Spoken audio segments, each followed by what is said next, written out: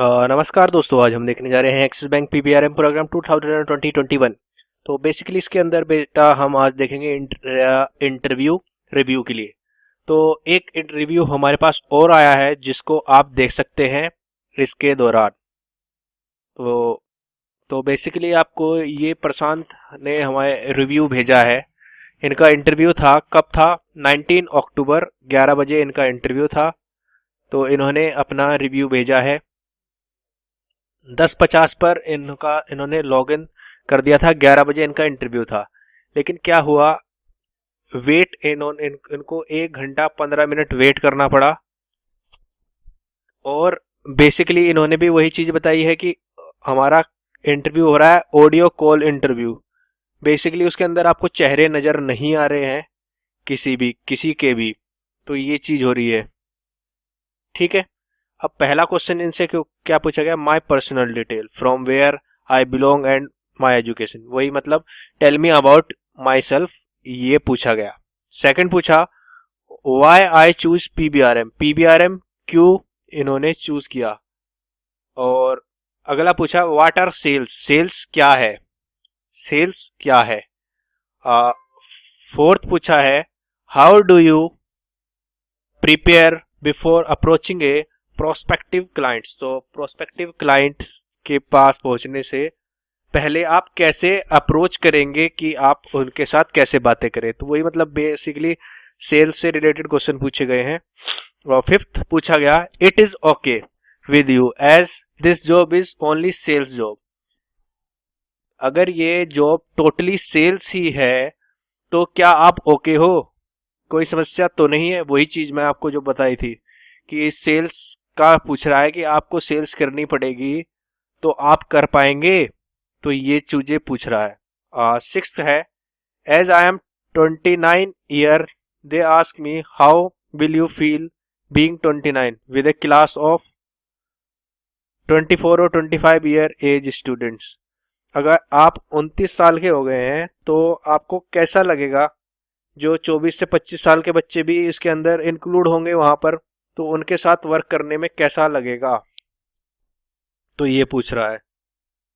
तो बेसिकली उसके द्वारा वो आपकी कन्वर्सेशन स्किल जानने की कोशिश कर रहे हैं कि आप अपनी बातें कर पाएंगे या नहीं कर पा रहे हैं उनके साथ, ठीक है ना।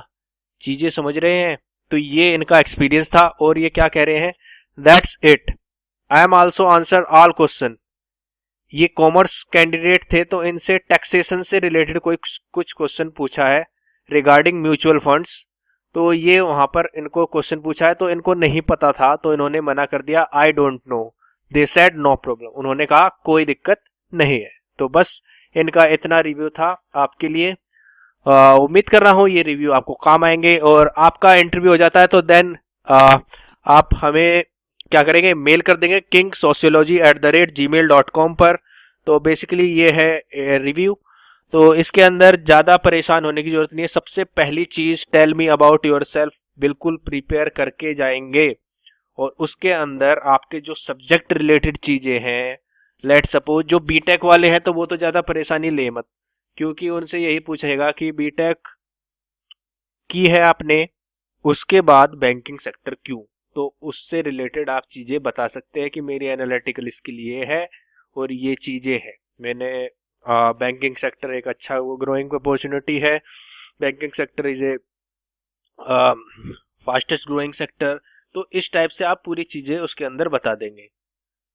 और जिसका एक्सपीरियंस है उनको तो ज़्यादा दिक्कत हो ही नहीं रही है बिल्कुल भी। जो फ्रेशर्स हैं उनके लिए क्वेश्चंस आएंगे सेल्स के लिए। और पीबीआरएम प्रोग्राम को जान लीजिए थोड़ा बहुत कि प्रायोरिटी बैंकिंग क्या होती है, इसके अंदर हमारे जॉब रोल्स क्या रहेंगे एज ए डिप्टी मैनेजर। तो ये सब चीज़ें बेसिकली आपकी रहने वाली है।